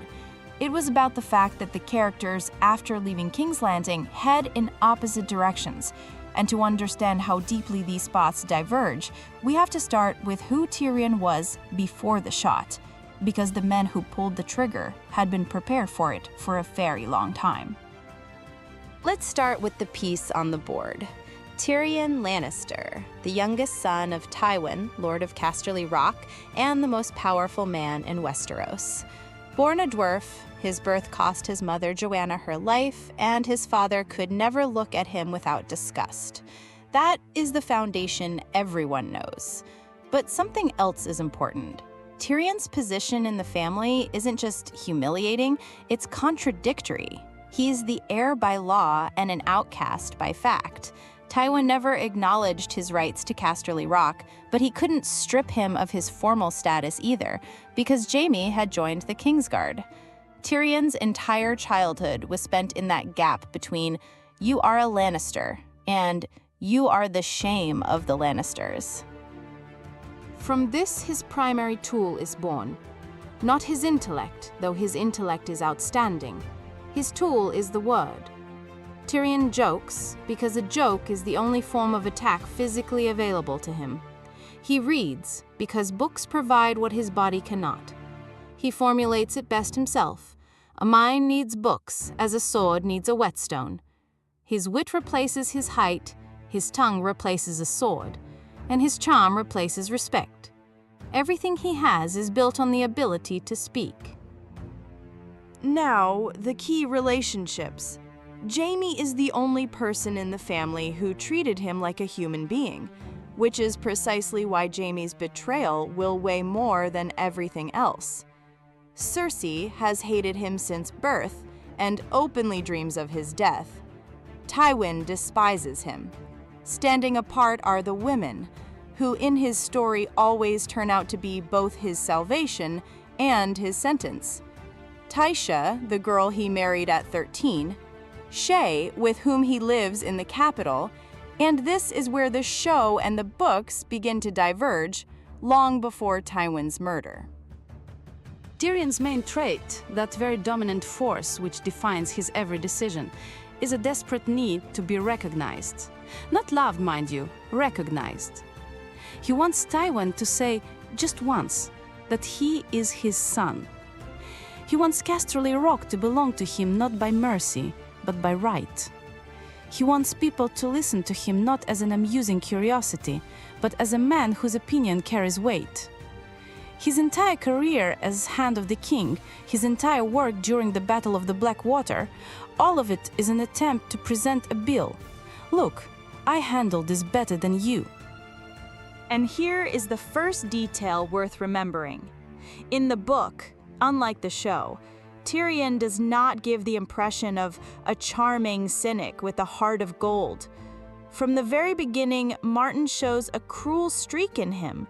He easily orders killings, easily manipulates, easily uses people, and then justifies it to himself as a necessity. He calmly organizes the murder of his own man to keep a secret. He plays with people like pieces on a board. Peter Dinklage gave a brilliant performance, but he played a warmer character than the one written. The show's Tyrion earns sympathy by default. The book's Tyrion earns it in spite himself. In this entire construction, wit instead of strength, words instead of swords, the need for recognition instead of love, rests on one condition. Tyrion must believe that he is better than his family, that he is smarter than Cersei, more humane than Tywin, and more honest than all of them. This is his final pillar of support, and the entire story after his trial is built on how that pillar is kicked out from under him. Everything we have listed is just a storefront. There is what every viewer sees. Behind it hides a mechanism that in the books will function quite differently than on screen, and the first screw in that mechanism was tightened when Tyrion was 13. Let's return to that screw. The story of Tysha in the books is fundamentally different from the show, and it is precisely what dictates the difference in his entire future arc. A reminder of the canon, 13-year-old Tyrion and Jaime are riding along a road. They save a girl from bandits. She turns out to be a crofter's daughter. Tyrion falls in love. They are secretly wed by a drunken septon and live as husband and wife for nearly 2 weeks. Then Tywin finds out. He explains to his son that there was no love, that the girl was hired, and that Jaime orchestrated the whole thing so his younger brother could have his first experience with a woman. And then Tywin does what he does. He gives her to his guards and forces Tyrion to watch. The details aren't needed here. The result is what matters. The 13-year-old boy received a lesson that Tywin formulated with monstrous precision. You can buy any tenderness with money, and everything else is an illusion. Pay attention to the structure of this trauma. It's not just about the father's cruelty. It's about the fact that Tyrion was told that love was a lie, and he believed it. For 20 years, he has lived with the conviction that he cannot be loved for free. Hence his entire connection with paid women. Hence his cynical phrases about how he pays and is therefore honest. He is not a lecher. He is a man who made a deal with the world in advance. I will not ask for what I will not be given. And here, the show makes its first quiet edit. In the show, Tysha's story is told, but its ending is softened, and most importantly, Tywin's confession in the final scene is presented differently. In the book, before his brother's escape, Jaime confesses Tysha was not hired. She loved him truly, and the whole story about the setup was a lie of Tywin's that Jaime was forced to voice. This is the most terrifying blow in Tyrion's life. 20 years of cynicism, 20 years of a deal with the world, his entire protective armor, all of it collapsed in a single minute. It turned out that the only time he was ever loved, he buried it with his own hands, and on top of that, grew to hate a woman who was guilty of nothing. In the show, this confession does not exist. Jaime simply releases his brother and they part ways almost tenderly. Tyrion leaves with resentment toward his father and Shae, but without this abyss beneath his feet. The difference is colossal. The book's Tyrion goes to kill his father as a man who has just had his entire life's meaning stripped away. The show's Tyrion goes as a man who was unjustly accused and wants to look his father in the eye. The first goes to avenge a meaning, the second, a verdict. Next is the second spring, and that is the trial. In both versions, Tyrion is tried for the poisoning of Joffrey, which he did not commit. In both versions, he is betrayed by Shae, who testifies against him. In both versions, he explodes in the courtroom and delivers a speech. But the speeches are different, and that is worth hearing. In the show, Tyrion says he wishes he were the monster they believe him to be, that he wishes death upon everyone present, and that he saved them all, yet they judge him for it. It is a speech of insulted innocence. In the book, he says something else. He says he is guilty of a far more monstrous crime. He was born a dwarf, and that he is being judged precisely for that. He pleads guilty to his deformity because he understands that for the courtroom, this is the only real accusation. This is not a cry for justice.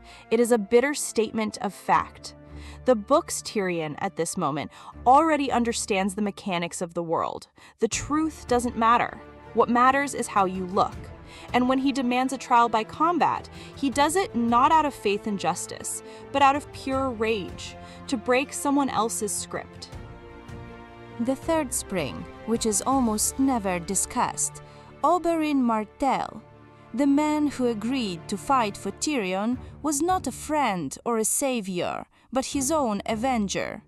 And he died because he could not resist the demand for a confession of guilt.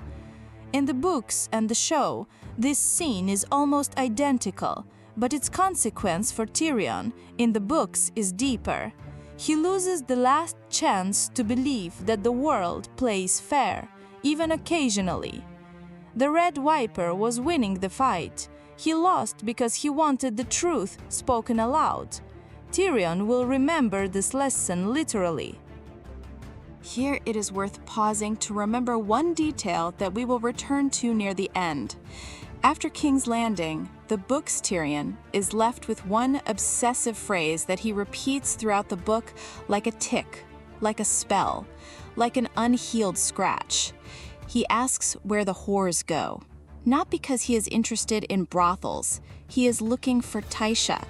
And every time he utters these words, he is repeating his own verdict in his father's voice. We will return to this, and you will understand why this is the most chilling detail of his entire arc. So, by the moment of the shot, the book's Tyrion arrives with 3 wounds. He has just been proven that his only love was real and was destroyed by his father's whim. He has just been shown that the world judges him for his body, not his actions. And he has the blood of the woman he lived with in the capital on his hands, because before going up to his father, he passes through Tywin's chambers and finds Shae there. What happens next Martin describes without any sympathy for the hero. Tyrion kills her with his own hands, in rage and shame, and this is not a heroic deed, but the filthiest thing he has ever done in his life. In the show, the scene is presented as a struggle, almost self-defense. Shae reaches for a knife first. In the book, there is no self-defense. There's a chain around her neck and a man who has already broken.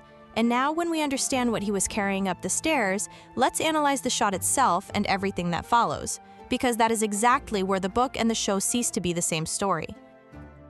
Decision 1. The shot. The context is known. Tywin is sitting where he is sitting, unarmed, and talking to his son exactly as he has talked to him his entire life. He haggles, he makes promises, he pretends he is ready to negotiate, and he calls the murdered woman by the word Tyrion forbade him to use. In the show, Tywin talks about Shae. In the book, Tyrion asks about Tysha, demands an answer as to where she went, and Tywin, who is incapable of yielding even to the last second, answers with his famous, "Wherever whores go." The difference in the object of the phrase is like a minor detail. It is not. In the show, Tyrion kills his father for the humiliation and for the sentence passed upon him personally. It is the final point of a personal conflict, and it reads almost like justice. The audience in the theater applauds.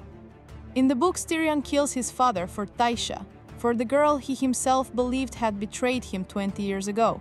That is to say, he isn't just killing Tywin, he's killing the version of himself that Tywin imposed upon him, and with it he destroys everything he once stood for. Now for the consequences, and this is where the domino effect unfolds differently. In both versions, Tywin's death triggers the collapse of the Lannisters. Cersei is left without support and begins a series of decisions that lead her to the faith militant and her walk of shame. Tommen remains a child on the throne without a protector. The alliance with the Tyrells turns into a nest of vipers, and the West loses the only man everyone feared. But in the books, another thread is added. Before his escape, Tyrion doesn't just say goodbye to Jaime, he takes revenge on him. He tells his brother that Cersei had been sleeping with everyone, and on top of that, he claims he really did poison Joffrey, knowing it is a lie. He lies on purpose to hurt the only person who ever loved him. Here is your first reinterpretation. In the show, Tyrion leaves King's Landing as a victim who finally fought back. In the books, he leaves as a man who, before escaping, poisoned everything he touched. He isn't saving himself, he is burning the earth behind him. And after that conversation, Jaime in the books begins his own arc of breaking away from Cersei, which will lead him to burn her letter begging for help without even reading it. One sentence from Tyrion in the dungeon breaks the second most important bond in the entire saga. The show didn't take that shot, and that is why the show's Jaime eventually returned to Cersei to die in her arms. The second decision, the crate. And here the book goes where the show didn't go at all. Tyrion is smuggled across the narrow sea in a crate, in the hold of a ship, and he arrives in Pentos to meet Illyria Mopatis in a state that can be described in one word: decay. He drinks constantly, not like the charming drunkard from the show, but like a man purposefully extinguishing his own consciousness. He falls into a dark humor that has ceased to be funny even to himself. He thinks about suicide directly and mundanely, as a viable option, and what keeps him from it isn't hope, but inertia. And most importantly, he thinks of himself as a kinslayer. In Westeros, this isn't just a legal term, it is a religious horror.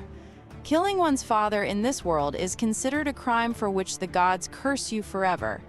Only violating the laws of hospitality is worse. Tyrion, for all his cynicism and mockery of the faith, cannot brush this aside. He turns the word over in his mind constantly. Kinslayer or not, I am still a lion. This isn't bravado. This is a man trying to convince himself that he is still something. Now stop and imagine the contrast. In the show, at the same time, Tyrion is sitting in Pentos with Varys, drinking wine, making grim jokes about ashes in his mouth, and within a couple of episodes, he is already involved in high politics. All his trauma is compressed into a few melancholic lines. He says he killed the woman he loved and his father, and that the guilt weighs on him. He says it. That is the key word. The show's Tyrion speaks of his guilt as a therapeutic fact and moves on. The book's Tyrion doesn't speak of anything, he drowns in it. And the text shows this not through the hero's words, but through his actions. The third decision, and it is the most uncomfortable one for fans of the character, Selhoris. On the way down the Rhine, Tyrion finds himself in a brothel, and Martin writes what happens there in a way that makes it impossible to justify. Tyrion at this moment is not a witty exile, but a man taking out everything that has rotted inside him on another human being. He is crude, he is cruel, and he takes pleasure in someone else's fear. There is no need or desire to recount the details. What matters is something else. The author deliberately puts the reader in the position where sympathy for the beloved hero no longer works.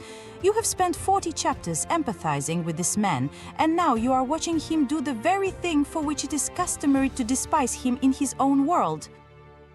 And immediately after Martin delivers the final blow, Tyrion asks his question about where do hordes go. He repeats his father's phrase, the very one for which he killed Tywin. The man who shot his father because of one word is now living by that word, repeating it like a prayer and behaving exactly as his father taught him. Here is your second reinterpretation, and it is ice cold. Tyrion did not defeat Tywin. Tyrion inherited him. A small pause, because what follows will be even harder. Notice how Martin works with this type of downfall in general. He has no heroes who suffer beautifully. Sansa doesn't become stronger because of what is done to her. She becomes more cautious and colder. Theon doesn't turn into an avenger. He turns into a creature who fears his own name. Martin consistently shows that trauma does not ennoble, it deforms. And in Tyrion's case, it deforms exactly the part he was most proud of, the ability to remain more human than his family. The fourth decision, the chain. Later, the book's Tyrion, along with the dwarf Penny, falls into the hands of slavers and becomes a slave. The very same Tyrion Lannister, a lord by blood, Hand of the King, the man who saved the capital, turns out to be a fairground fool who rides a pig and entertains the revelers. He gets a collar. He performs for amusement. And the scariest part is that in this position, he doesn't fall apart completely. He starts working, calculating, observing, looking for a way out. Пенни — это ключевая фигура, и ее совсем убрали в сериале. И это многое говорит. And it is worth lingering here, because the Penny storyline explains the difference in approaches better than any argument about cruelty. Penny lost her brother, she performed with her whole life, and she lost him directly because of Tyrion. A bounty had been placed on a dwarf's head. The hunters made a mistake and they killed the wrong one. That is to say, Tyrion is looking into the face of a person whose life was destroyed simply by the fact of his existence.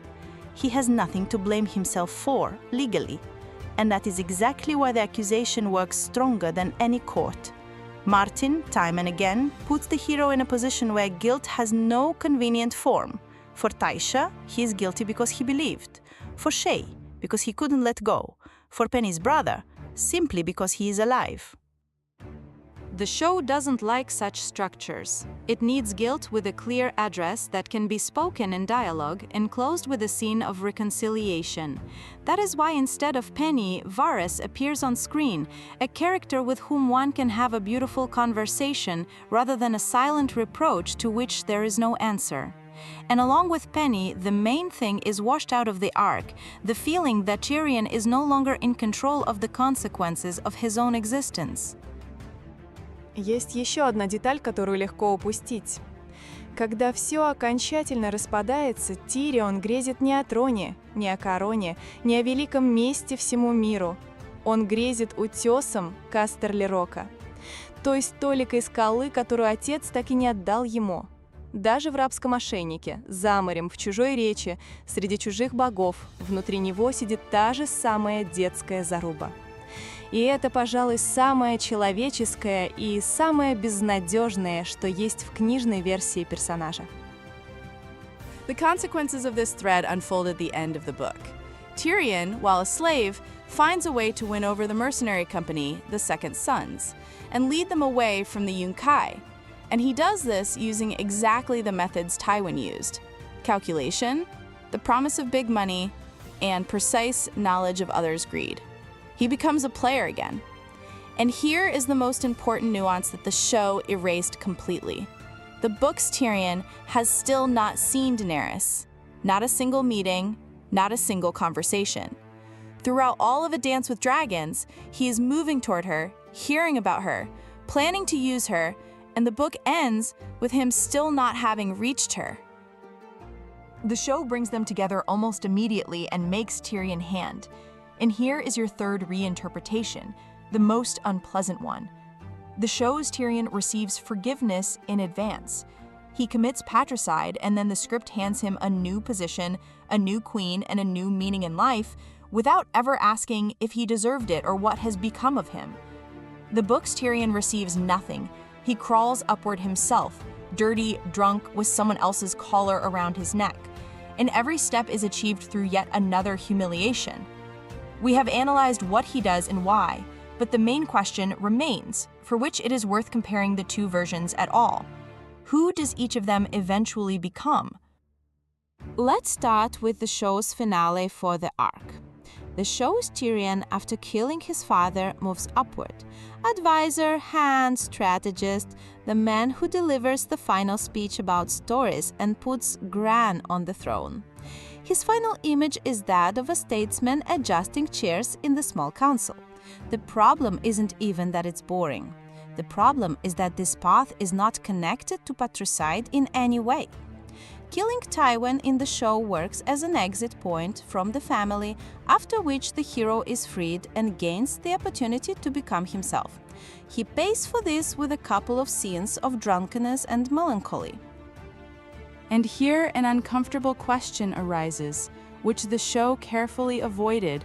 Tyrion on screen becomes a statesman, yet almost all his decisions as hand turn out to be catastrophic. He underestimates his enemies time and again, loses the fleet, loses allies, persuades Daenerys to show mercy, and eventually gets ashes. The script acts as if it remembers he is supposed to be smart, but it cannot show that intelligence in action. And the reason, in my opinion, is precisely that the character was stripped of his internal conflict. It wasn't erudition that made him smart, but anger and hunger. Take away the anger, and you take away the intelligence. Now for the book arc. Who was Tyrion at the beginning? A man who defended himself with irony and believed he was better than his family. What happened to him? It was proven to him that his entire personality was built on his father's lies. He killed the woman he loved and he killed his father, and after that the world consistently stripped him of his name, status, body, and dignity. Who has he become? This is where it gets interesting because Martin does not provide a simple answer. The breaking point isn't in the privy, it's in the ship's hold, inside the crate. The moment Tyrion seriously considers simply ceasing to exist and discovers he can't. Not because of courage, because of spite and malice. He wants to live long enough to watch it all burn. He literally thinks about returning home to destroy Casterly Rock, to poison Cersei, to see the fall of his own house. This isn't a hero's journey, it's the journey of a man who has decided to become a weapon. The mirror between early and late Tyrion hits especially hard if you place two of his quotes side by side. Early Tyrion talks about how you must wear your deformities like armor, so they can never be used against you. That's advice for a boy. It's humanism. It's the best version of the character. Late Tyrion in Valansis and Meereen isn't comforting anyone. He haggles, he calculates, and he despises almost everyone around him, including himself. The armor he spoke of to Jon Snow has fused with his skin. And here is the tragic irony for which all of this was written. All his life, Tyrion wanted his father to acknowledge him as a true Lannister. He got that acknowledgement, only not from Tywin, but from himself, and not in the way he had dreamed. He became his father's son in truth only after he killed him. Cold, calculating, ready to use anyone, and contemptuous of weakness. Tywin won the argument posthumously. But it would be undonest to say that Book Tyrion is simply falling. There is a counter-movement, and it's barely noticeable, but it's there. He stands up for Penny, even though it's to his disadvantage. He does not abandon her when he could have. He saves Jorah, the man who kidnapped him. At the filthiest point in his life, he chooses to act humanely several times with no benefit to himself. This isn't redemption, it's more of a sign of life. And that is exactly why the book arc is stronger. It's not about how a good man became bad, nor about how a bad man redeemed himself. It's about how a man drifts between two states, and neither one can hold him. The difference in approach is also visible in how the two versions handle Taisha. In the show, this storyline was closed. Jaime's confession was removed, and therefore show Tyrion has no unfinished business. He is free. Book Tyrion has it, and it stretches through all of A Dance with Dragons with that same recurring question. He asks where the whores go. To merchants? To sellswords? To servants? To the women themselves? He gets different answers, and none of them satisfy him. Martin repeats this phrase so many times that it stops being a line of dialogue and becomes a diagnosis. A man who has one phrase from his father stuck in his head and he cannot pull it out. What do you think is scarier?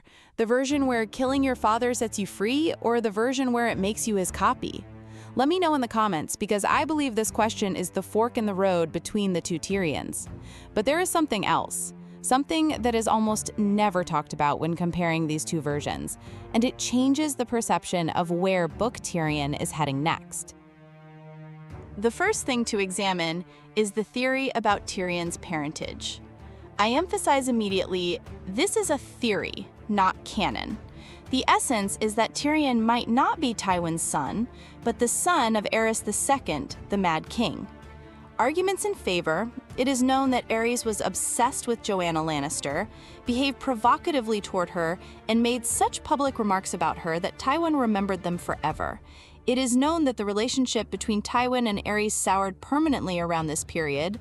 It is known that Tywin hates Tyrion with an intensity that isn't explained by his wife's death and childbirth alone, as Tywin is a rational man and could have directed that hatred anywhere.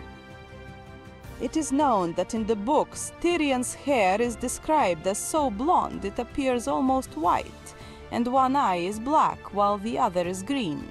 And it is known that Tyrion has been drawn to dragons his whole life. He dreamed of them as a child, studied them, and in A Dance with Dragons there is a line about how a dragon is fire made flesh, and fire is power. Separately, people bring up Tywin's own words in the death scene. He tells Tyrion that he is not his son. In the book, it sounds like a rejection, a disavowal, and Tyrion perceives it exactly that way, but proponents of the theory read it literally. And now, honestly, about the weak points, because the theory is beautiful but not ironclad. First, Martin has no direct evidence that anything happened between Aerys and Joanna. There are only rumors and hints, and rumors in this world are worth little. Second, Tywin's hatred is perfectly explained without any hidden blood. Tywin is a man for whom the reputation of his house is the most important thing in the world, and a dwarf son is an eternal public stain, a walking mockery of Lannister greatness. Third, the phrase, "you are no son of mine," in the context of the conversation sounds like an insult, not a confession. And Tywin has repeated it before in other scenes where it is clearly about moral disavowal. And fourth, if Tyrion turns out to be a secret Targaryen, it weakens the main point of his arc. He's spent his whole life fighting for the right to be a Lannister, and turning him into an outsider by blood makes the conflict with Tywin hollow. My assessment is the theory is about 50-50, and I lean more toward beautiful but unnecessary. At the same time, it's curious not because of whether it's true, but because even the doubt works for the character. Tyrion spends his whole life not knowing who he really is, in a figurative sense for sure, and this feeling of homelessness is stitched into the character without any blood magic. The second thing, which is talked about less often. In the books, there is young Griff, a youth who is passed off as Aegon, the son of Rhaegar, supposedly saved in infancy. In the show, this storyline doesn't exist at all. It was cut entirely. And here is what's important.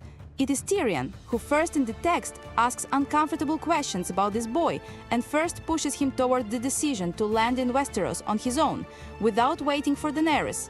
That is to say, book Tyrion, while in a state of total personal collapse, casually triggers an entire war on the continent. He does it half out of boredom, half out of malicious curiosity, just to see what happens.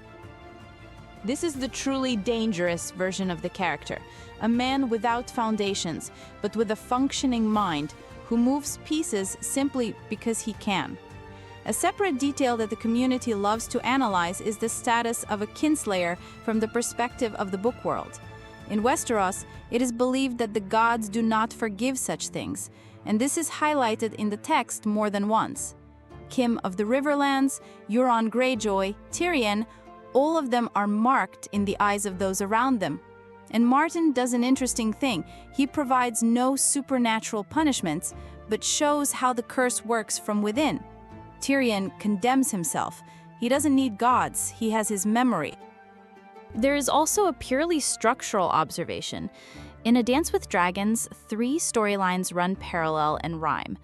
Jon Snow, who tries to lead and gets knives, Daenerys, who tries to be merciful and gets a rebellion, and Tyrion, who has stopped trying and is simply surviving. All 3 are connected to dragons in one way or another. All 3 are left hanging at the end of the book. And if you look at this rhyme, it becomes clear why Martin needed to drag Tyrion through the mud. He is building a figure who will come to Daenerys, not as an advisor with good manners, but as a man who knows the price of everything. Such a Tyrion, in the presence of the Dragon Queen, is much scarier than the show version. He won't persuade her toward mercy. He will calculate. It is worth mentioning the parallel that Martin, by all appearances, constructed consciously. Tyrion and Theon Greyjoy in A Dance with Dragons follow almost mirror image routes. Both lost their names, both ended up in the power of others, both exist in a state where their own reflection fills them with horror. The difference is that Theon was broken from the outside, while Tyrion broke himself with his own hands in one evening. And here's what's curious. Theon ultimately moves toward redemption. He risks himself for another girl and does it consciously.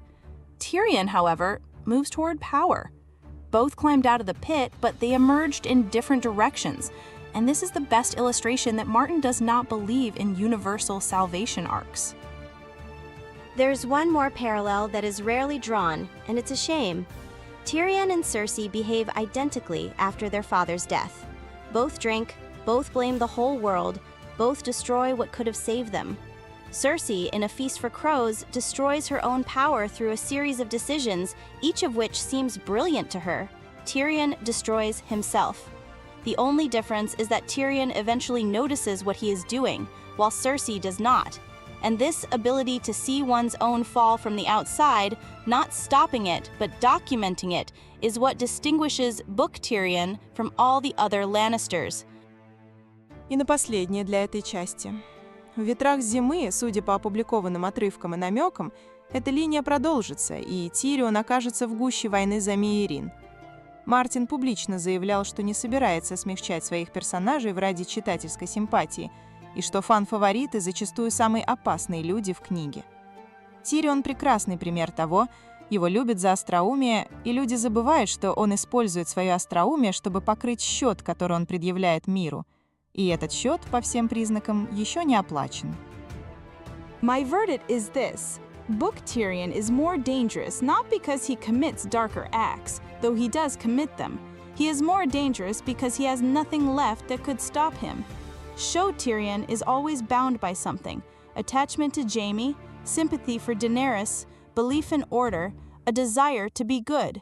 Each of these ties acts as a break, and that is why the show version is predictable.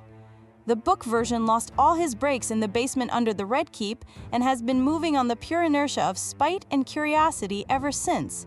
Such a man is capable of anything, including sudden mercy, and that is exactly why he is impossible to calculate. And here's what I think is the main point in this comparison. The show used Tywin's murder as the finale of the arc. The son defeated the father, the conflict is closed, the character is free. Martin uses that same event as the beginning. For him, the question isn't whether Tywin deserved to die, because the answer to that is obvious to almost everyone. The question is, what happens to a man afterward? Can you get up from that privy and remain yourself? Can you forgive yourself for kinslaying if it doesn't pass without a trace inside? The show answered this affirmatively and very quickly, in literally a few episodes. And that is why the final Tyrion on screen turned out empty. Martin hasn't answered it at all yet, and that is exactly what makes his version alive. That's where the difference in the sense of danger comes from. Show Tyrion says clever things. Book Tyrion doesn't just say them, he does them. And he does so in a state where he no longer cares who gets hurt. The difference between a hero who talks about guilt and a hero who has been consumed by it is the difference between a character and a human being. Let's return to where we started. The same crossbow, the same privy, almost the same final words. Only in the show, after that shot, Tyrion went up, while in the books, he went down. And do you know which detail settles this debate? Tyrion killed his father over a single word, because of how Tywin referred to the woman Tyrion once loved. And then, for the entire next volume, he repeated that word himself, in every city, to everyone he met, over and over again, as if he were trying to understand where it had come from in his own mouth. He shot his father, but he missed. Tywin remained inside. Let me know in the comments which version of Tyrion you consider the real one, the book version or the show version, and subscribe so you don't miss the next breakdown.